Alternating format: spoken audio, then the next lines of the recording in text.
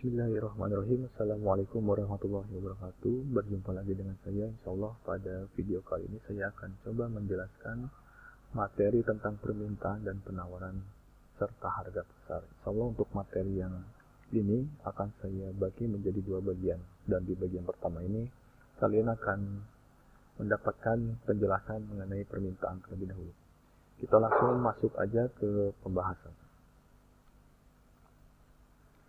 Nah, permintaan itu apa? Pengertiannya yaitu adalah jumlah barang yang ingin dibeli oleh masyarakat dalam tingkat harga tertentu. Jadi, kalau misalkan berbicara permintaan itu berarti posisinya kita itu adalah sebagai pembeli. Nah, di sini ada tabel yang Bapak sajikan yaitu mengenai permintaan jeruk dalam 1 kg dengan harga tertentu ya, dengan tingkatan harga tertentu dan jumlah permintaannya yang bervariasi. Nah, ketika harganya 10.000 ini jumlah permintaannya tinggi ya 50. Ketika harganya naik jadi 12, permintaan menurun jadi 40. Ketika harganya 14.000, permintaan menurun jadi 30. Ketika harga 16.000, permintaannya menurun lagi menjadi 20. Ketika harga 18.000, permintaannya makin menurun lagi di angka 15 kg.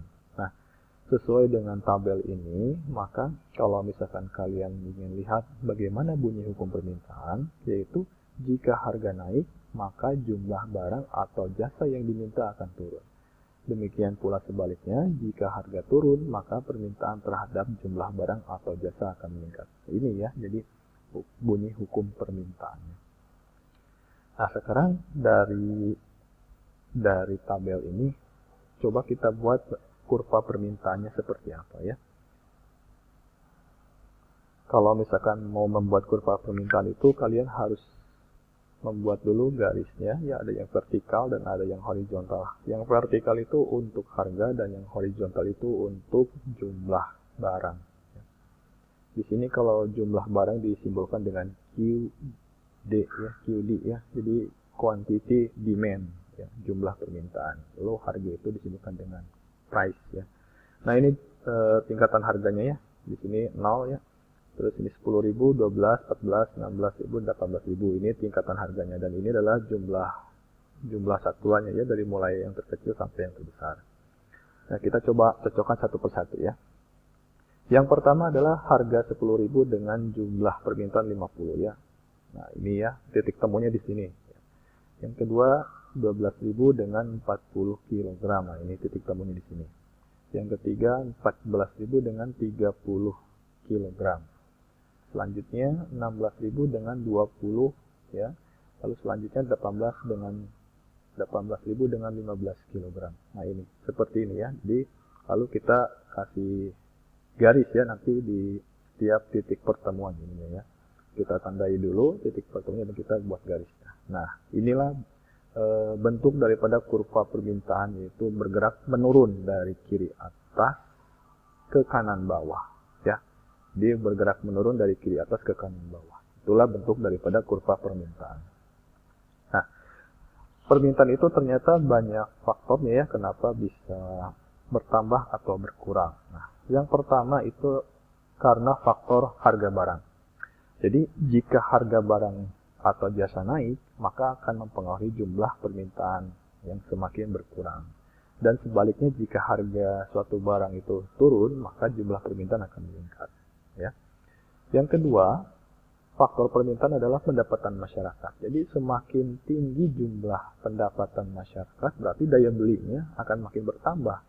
Tapi sebaliknya, kalau misalkan pendapatannya berkurang, maka tingkat permintaannya atau daya belinya akan menurun. Seperti sekarang situasinya lagi COVID ini, daya beli masyarakat menurun dikarenakan pendapatan juga berkurang ya, karena banyak yang WFH dan banyak juga yang diputus kerjakan ya.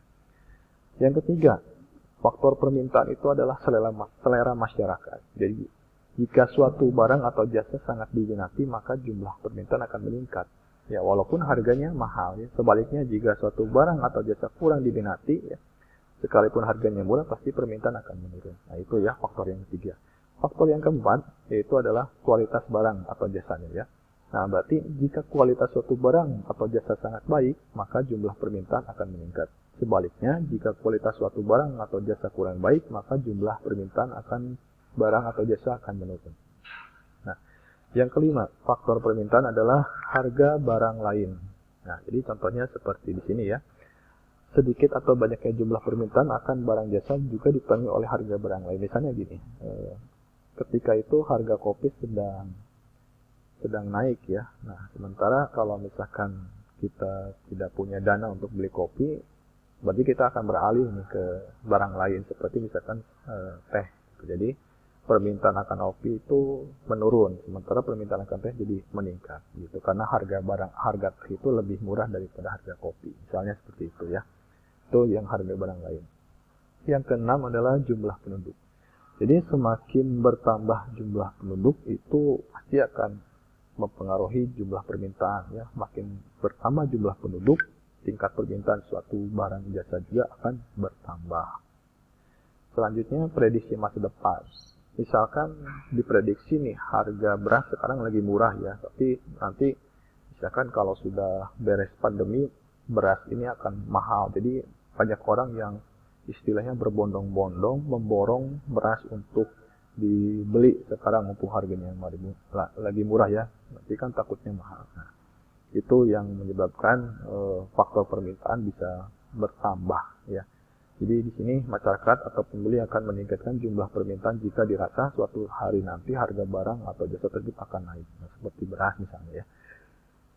Nah, itulah faktor-faktor permintaan. Jadi untuk mengasah kemampuan kalian, nanti silakan kalian kerjakan latihan berikut ini ya. Kalian nanti membuat kurva permintaan berdasarkan tabel ini, seperti yang tadi Bapak contohkan ya. Kalian kerjakannya di buku catatan, silahkan nanti.